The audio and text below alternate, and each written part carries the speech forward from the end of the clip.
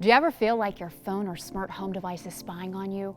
For example, one morning you might be telling a friend you need a new bed, and then that night, an ad for mattresses pops up on your web browser.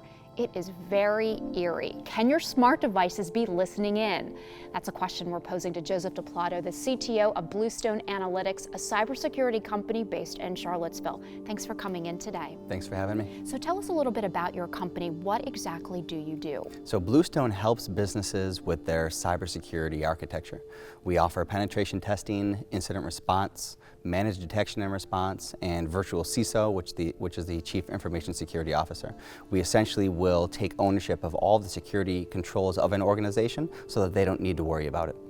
And we are all familiar now with Siri or other voice-based command systems. And tell us about that. Are they listening in, and are they able to manipulate when those pop-ups come up on our browsers? So yes, they are. They absolutely listen in, and they're looking for specific keywords so that they can then turn around and sell those to advertisers, so advertisers can target you with their marketing, so you become part of a targeted marketing. So if you're home and you're talking about, let's say, motorcycles, you might start receiving ads for motorcycles because Siri or Alexa or Echo has picked up that on that specific keyword.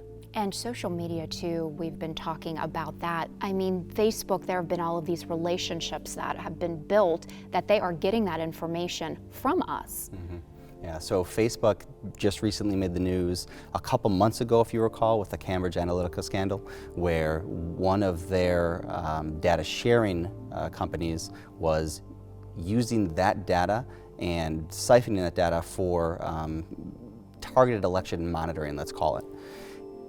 What we found out when Facebook testified before Congress was that not only was that occurring, but they had data sharing agreements in place with a number of other device manufacturers, and they were not policing or monitoring what those manufacturers were doing with that data, meaning that all of your Facebook data could have been compromised by any one of those organizations.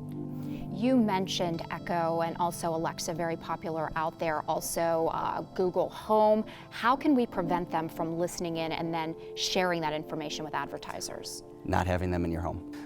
But at the end of the day, it's, do you want to sacrifice your privacy for convenience? Yeah, that's really the only way to do it. And it gets scarier too.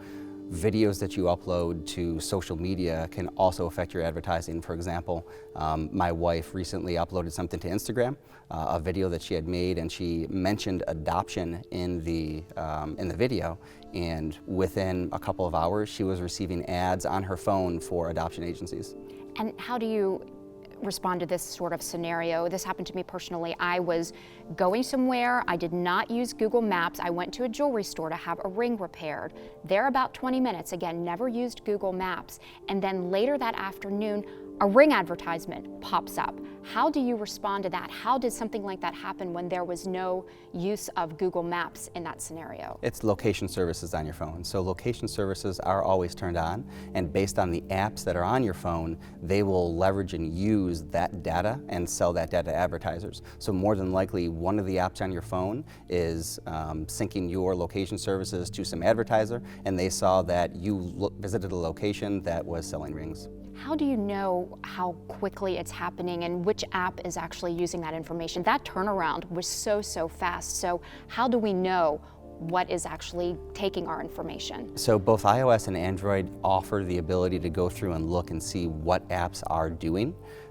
Android specifically allows you to allow or disallow certain functions within apps, but the consumer has to be technical enough to actually dig down into the settings of each individual app on their phone. Most people, when they install apps, they simply click accept, next, next, next, and they're good to go. They don't actually read through the terms of service or user agreement to see what the application is actually siphoning from their phone.